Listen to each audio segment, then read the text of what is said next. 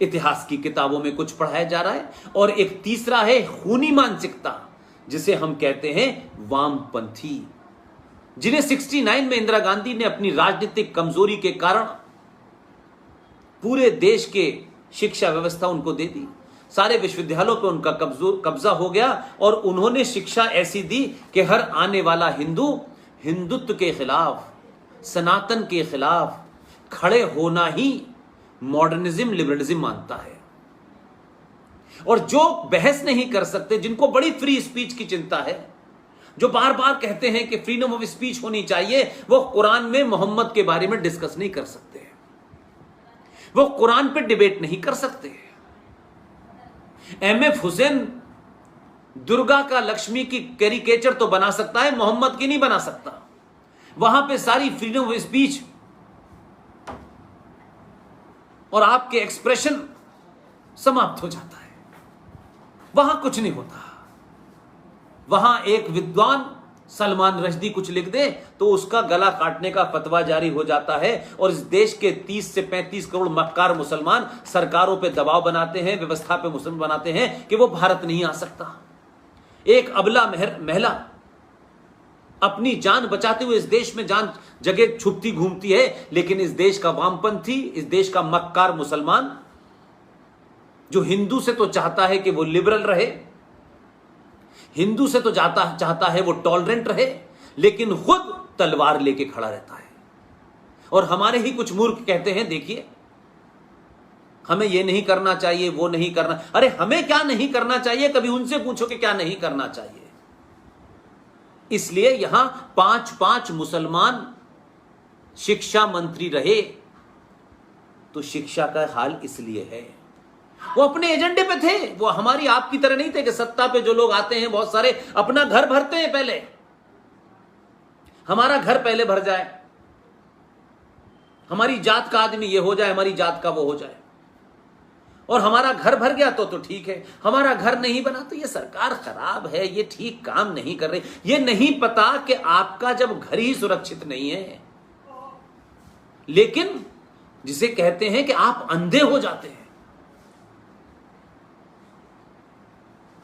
आपको जब लालच की आदत पड़ जाती है तो आप कायर होते हैं, और आप इतने अंधे हो जाते हैं कि आपको यह समझ नहीं आया कि ये तमाम सारी चीजें जो मैं कर रहा हूं ये कितने दिन तक सुरक्षित रहेंगी। और ये नहीं सोचा था कश्मीरी मेरे भाइयों ने, तो उनका क्या हाल हुआ, दुनिया में कोई नहीं बोला उनके लिए। क्यों? कि प्रतिकार नहीं किया उन्होंने, या वो बेचारे उस वक्त प्रतिकार करने की स्थिति में नहीं थे, इसलिए कि उन्होंने सोचा ही नहीं था। तो हम प्रलय की बात सोचते हैं, हम क्या क्या सोचते हैं, लेकिन ये नहीं सोचते कि ये जो बराबर में रह रहा है ये पागल जिहादी किसी दिन भी गड़बड़ कर सकता है। हम इसकी शर्तों पे रह रहे हैं, ये हमारी शर्तों पे नहीं रह रहा। ये 5 बजे उठ के क्यों भौंपू बजा करके चिल्लाएगा, इसको किसने अधिकार दे दिया कि मेरी नींद में खलल डाले। लेकिन हम सोचते हैं क्या फर्क पड़ता, भाई 5 मिनट की तो बात है, वो 5 मिनट की बात ही तो अब 24 घंटे की हो गई।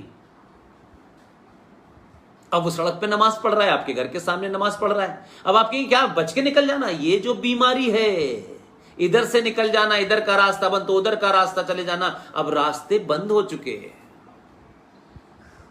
और जब आपको एहसास हुआ कि रास्ते बंद हो चुके, तो अब क्या हुआ कि बेटा बेटी तो अमेरिका चले गए, अब आपने कहा हम क्या कर सकते हैं, मकान बेचा फिर कहीं चले गए। ऐसे ही होता हुआ आया है, इसलिए आज हम इस मुकाम पे पहुंचे हैं। लिहाजा मैं ये मानता हूं कि हमें ये तय कर लेना चाहिए कि इस देश एवं धर्म की रक्षा के लिए पहले तो अपने अंदर झूठ का फरेब की ग्रंथियां, मक्कारी और पाखंड से बाहर आना चाहिए। और जब हम ये कहते हैं ये सन्यासी हैं, कौन सा ऐसा सन्यासी देखा है कि जो सन्यास भी लेगा और कंप्यूटर बाबा बनके मंत्री भी बनने के लिए लड़ेगा? कहां देखा ये? क्यों उस संत और सन्यासी नाम की ये जो संस्था है, जो सोच है, उसको अपवित्र कर रहे हो अपने झूठे मक्कार? हजारों मैंने ऐसे लोगों को देखा जिन पे गंभीर आरोप हैं, लेकिन एक वस्त्र पहनने के बाद वो कहते हैं हम संत हो गए। ये बात कड़वी हो सकती है, कुछ लोगों को बुरी लग सकती है, क्योंकि कुछ लोगों के हितों पे चोट हो रही होगी, लेकिन मुझे उनके हितों से ज्यादा इस राष्ट्र की चिंता है। वो चंद हो सकते हैं, 100, 50, 500 हो सकते हैं, लेकिन वो राष्ट्र नहीं है। अगर गंदगी और बीमारी और कैंसर आपके अंदर आ गया है तो आपको उसका इलाज करना पड़ेगा। मैं बोलूंगा तो वो नाराज हो जाएंगे, वो बोलेंगे तो वो नाराज हो जाएंगे, दुनिया नाराज हो जाए। मैं आंसरेबल अपने राष्ट्र के प्रति हूं, किसी XYZ के नहीं हूं। इसलिए इस राष्ट्र को बचाने में जो शक्तियां ताकत देंगी, मदद करेंगी, उनकी मैं तारीफ इसलिए नहीं करूंगा, इसलिए कि उनका मनोबल बढ़ाना भी हमारी जिम्मेदारी है। वो कहां है, कैसी है, किस शक्ल में है, क्या पहनती है, क्या पार्टी का नाम है, मुझे उसमें इंटरेस्ट नहीं है। लेकिन इतने मठ मंदिरों में कभी मार्शल आर्ट सिखाई गई, कभी लड़कियों को, युवा लड़कों को शारीरिक तौर पे कैसे मजबूत हो। हमारी जो ट्रेडिशनल मार्शल आर्ट्स थी, केरला में बहुत जबरदस्त आर्ट है, वहां महिलाएं आज भी करती हैं। क्या कभी यह हुआ? नहीं। हमारी जमीन इतनी है, हमारा मठ ये है, हमने ये कहा, कांग्रेस ने ये कहा, तो फिर बीजेपी ने ये कहा, तो ये इसने ये कहा। हमारे तो शंकराचार्य तक बटे हुए हैं। राजनीति इतनी अंदर चली गई है। और जिन्हें आप जाहिल कहते हैं, वो किसी भी शाख पे बैठा हो, वो सपा की शाख पे हो, बसपा की शाख पे हो, वो कम्युनिस्ट की शाख पे हो, वो आपके की बीजेपी की शाख पे हो, तब भी अपने एजेंडे से नहीं गुजरते। उनके लिए सत्ता और पार्टी महत्वपूर्ण नहीं होती, एजेंडा महत्वपूर्ण होता है। इसलिए आप सेकुलरिज्म के ठेकेदार हो गए, क्योंकि उससे आपको सत्ता मिली। तो अब आपके सामने चेहरा उतरा है, नकाब उतर के उनके असली चेहरे को आपने देख लिया है, तो आप नहीं समझे। पूरा हिंदू सनातनी समाज बॉलीवुड और क्रिकेट में इतना मशगूल है, लगता है कि जीवन में सब कुछ वही है।